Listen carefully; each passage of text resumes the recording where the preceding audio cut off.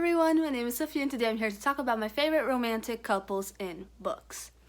So, to start this off, I have to say that I'm not a huge romance reader and I don't usually like romance in books. Like, I'm really picky about the kinds of romance I like, and I could get into depth with, talk more about that, why I don't like most romances, what romances I like, but I think that if I talk about these books and why I like them and why I think they're an exception to my cold-heartedness, I think you can understand that better and you might even get out of here with a new book to read. So, I'm gonna start off with my female couples first, and then go into male couples, and then go into female couples, like straight couples. So, first of all, I'm starting off with Red Sister by Mark Lawrence, a book I've talked about quite a lot here, actually. And I have to say that this book, you get very little romance, like very, very little. These characters, Nona and her romantic pairing, they're not really a romantic pairing. They're friends, best friends, and they have kind of underlying feelings for each other, but those underlying feelings, they're barely there, but like if you fall in love with their friendship and their bond, then you can see how much they care for each other, how much they love each other, and they're one of my favorite romantic pairings of all time, and I love them so much. One thing you might not know is that this series has a short story between book 2 and book 3 called Bound, which, there's a lot of... The author calls it the kissing story. So, if you like the romance between them, if you pick this up and like the romance, I really suggest you check that out. So, Red Sister is about this young girl named Nona and her life, who's like about to be hanged by the almost murder of this noble, but she's taken to this convent to grow up and learn how to be a nun and learn how to fight and learn the magic and all this stuff, and it's amazing. It's adult grimdark fantasy, and I really recommend it, not only for the romantic pairing, but also the friendships. The friendships here are fucking amazing. They're the main theme of the story, and I love them so much, and I highly recommend this book. The second one I'm going to talk about is a book that's not out yet, and it's Gideon the Ninth by Tamsyn Muir, M-U-I-R, I can't really say her name, and it's an adult high fantasy that's best described by lesbian necromancers in space. Like, that doesn't catch your attention, like, you're not in the right channel, because that's everything I've ever wanted in life. I love necromancy, I love lesbians, I love everything, so that's just for me. And it's about, lesbian necromancy in space, and the main character, Gideon, she's this sword fighter, this cavalier for the leader of her house. Her whole district thing is Harrow Hark, and they have such an interesting dynamic because they start off as enemies, like they fucking hate each other, and not just like, oh, I don't like you, they're annoying. No, like they fucking hate each other, and like they're forced into a what's the name? Hesitant alliance, which is another one of my favorite tropes, and Gideon has to protect Harrow, and they have to work together to win this competition. And like their dynamic is fucking everything. Just like in Red Sister, the romance is not at the forefront of this story. They like you barely get any romance there at all. You just get their dynamic and their friendship growing, and their like respect for each other and consideration for each other growing throughout the story, and you have very little romance, but even still, how much I care for these characters, it translates to how much I love them together and individually. And yeah, I recommend it to everybody. I love it so fucking much. So, the book I'm going to talk about now is Godsgrave by Kristoff. I was almost picked up Nevernight for this video, but then when I was talking about it, was like the couple that I'm thinking about, it's not in Nevernight, it's in Godsgrave. So I'm gonna show you this one. I have an entire video, like I think a 14-minute video dedicated just to the Nevernight series and how much I love it, and like how polarizing it is. So, I mean, I highly recommend you read the series. It's an adult high fantasy, you probably heard of it. It's really gorgeous. These editions are fucking gorgeous. And the book is even better inside. This is the UK edition. I have the US edition, which I tabbed. And this relationship is one of my favorites because it also started out with the two characters in a really weird place regarding each other. They kind of hate each other, but they're kind of forced to work together, and like their friendship and relationship like grows so much in Godsgrave. Actually, I'm gonna talk about a little bit about Dark Dawn, also the next book in the series. In Godsgrave, I didn't really feel. I'm gonna say the couple in this right now, so if you don't want to hear about the names of the people, which can be kind of spoilery, wait until I finish, when I put this book down. So, Mia and Ash. When I was reading this book, I didn't really, for the first time and second and third time, and fourth actually, I read this 4 times, I didn't really see how much they loved each other. I saw, like, Mia going after Ash as a way to escape her troubles and as a way for her to put her mind on something else and feel loved again. That's how I felt that Mia's pursuit of Ashlyn was like. Ashlyn, I believe, has actually been in love with Mia since Nevernight, and now she has Mia, and I think in their dynamic it's kind of unbalanced because Ashlyn loves Mia way more than Mia loves Ash. And I think it's pretty clear in this book, especially if you read it more than once, how their relationship's kind of unbalanced. But after reading the rest of the series, I can say now that they're one of my favorite romantic couples of all time, how much they love each other and how far they will go for each other, and their circumstances that led them to be together and to fight for each other and each other.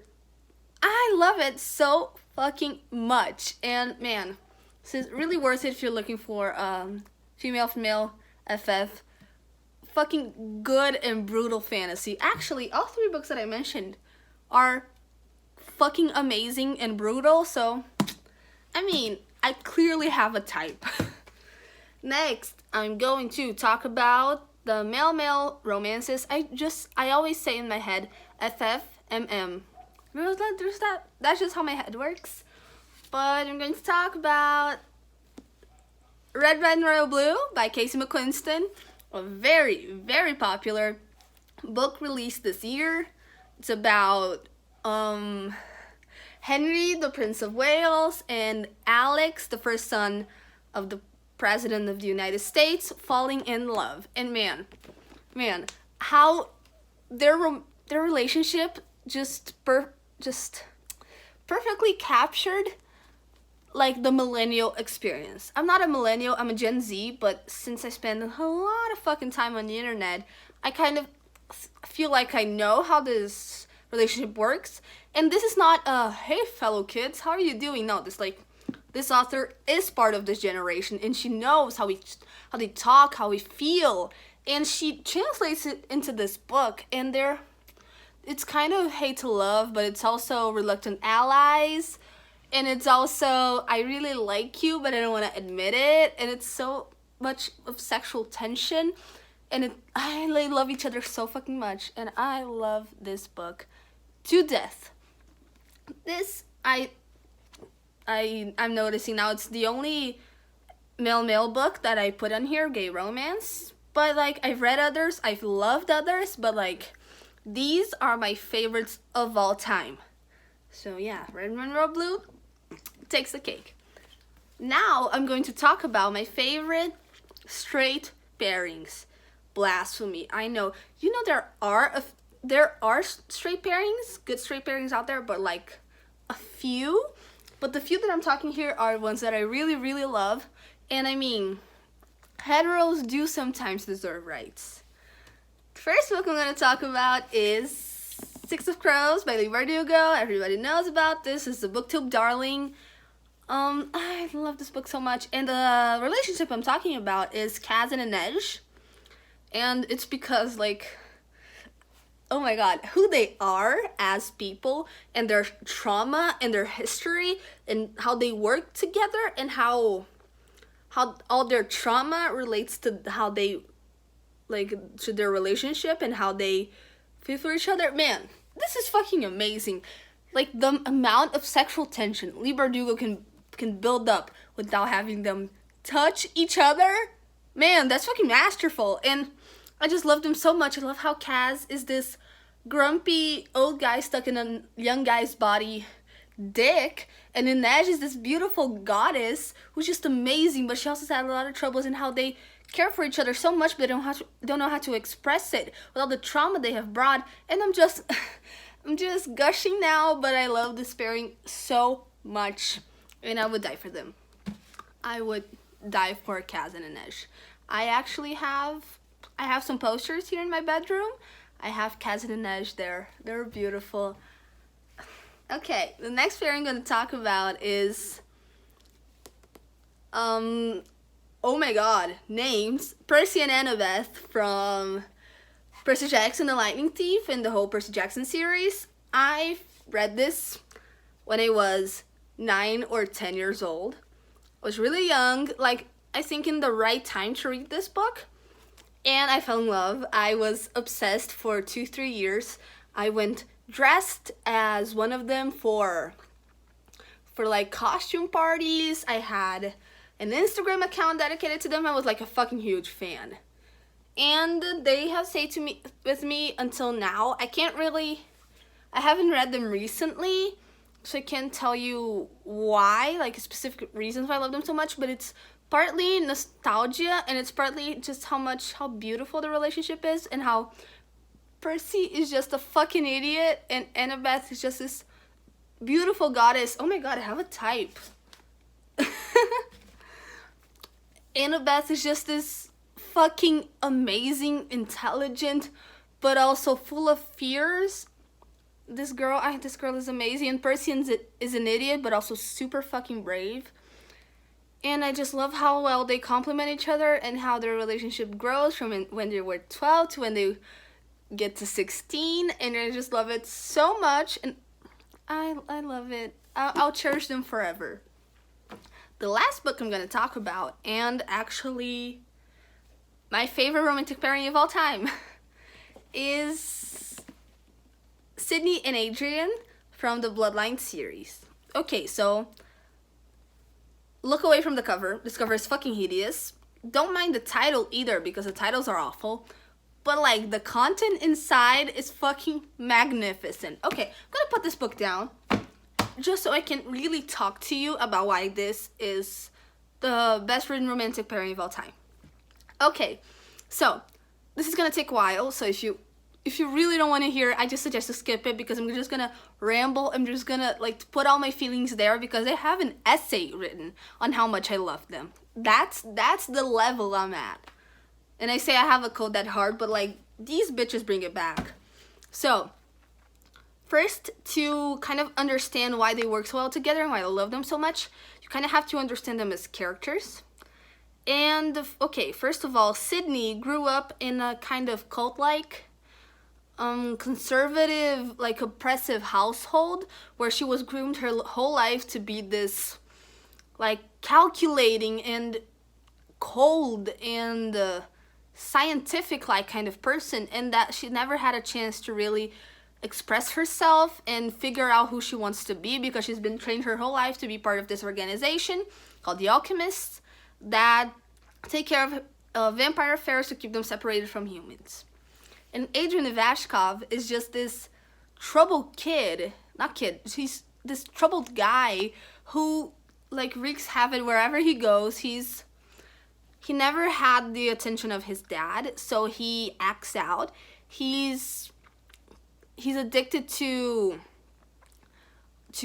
drinking and cigarettes because he has this magic called spirit that can get to your head and make you kind of crazy. So when he drinks and smokes, he dumbs down the spirit and he can't feel himself going crazy anymore. And he says that when he's like that, that's when he feels the most sane. And so he always went in this destructive behavior kind of thing. And when he had a relationship with this girl named Rose, which he idolized her. He thought she was gonna make him a better man. And that she broke his heart. She cheated on him and left him feeling like super fucking like trash. And so he's kind of just really soaking in that sadness and stuff. Okay. So the first book starts where Sydney she's posted on Palm Springs, in a place near Los Angeles, to take care of this group of vampires, to protect this specific vampire. That's really important, and she can be killed. So Sydney's posted there to pose as this girl's sister to protect her. And Adrian has a really hard bond with this girl who's being blown away, so he goes there too. And so when Sydney and Adrian first start talking, Adrian kind of idolizes Sydney.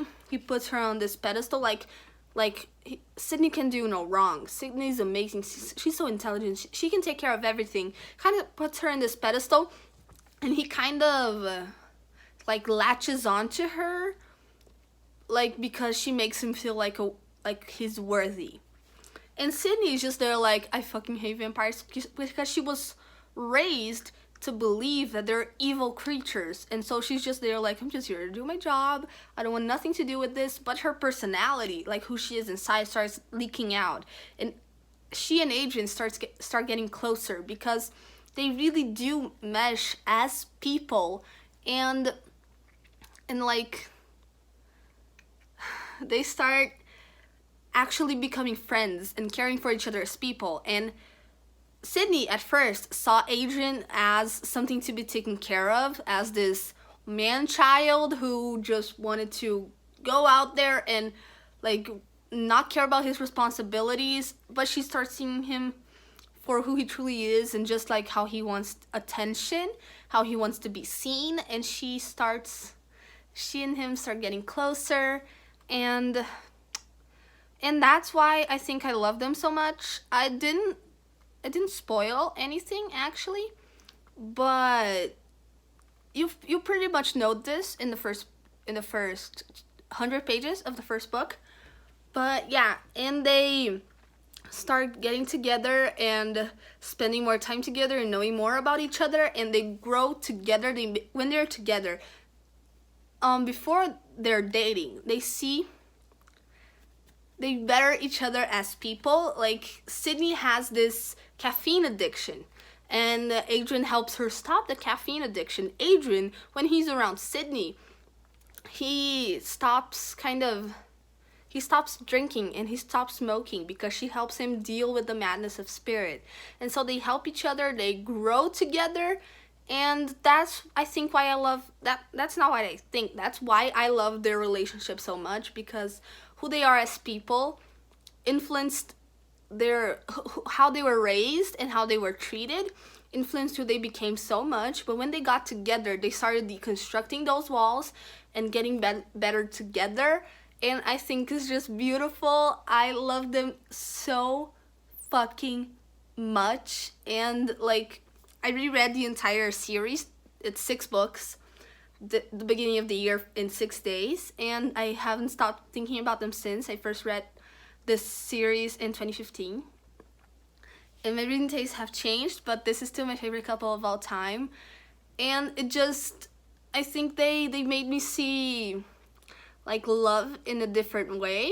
It's not just oh my god, it's so cute, it's so hot, I love it so much. It's just I think it's beautiful. They're so well written characters, and their romance is so well written, and their dynamic is so well written, and it's beautiful. And most of their conflicts throughout the series are more external than internal. They don't have like unnecessary internal conflict, like, are you cheating on me? What did you say to her about me? No, their conflicts are mostly external forces trying to drive them apart, and they stick with each other through thick and thin. They never let each other go, and when they're facing internal conflicts, they draw on the other's strength to overcome it. And I just think it's so beautiful. Yeah, that was it. Those were my favorite romantic couples I've ever read in my life.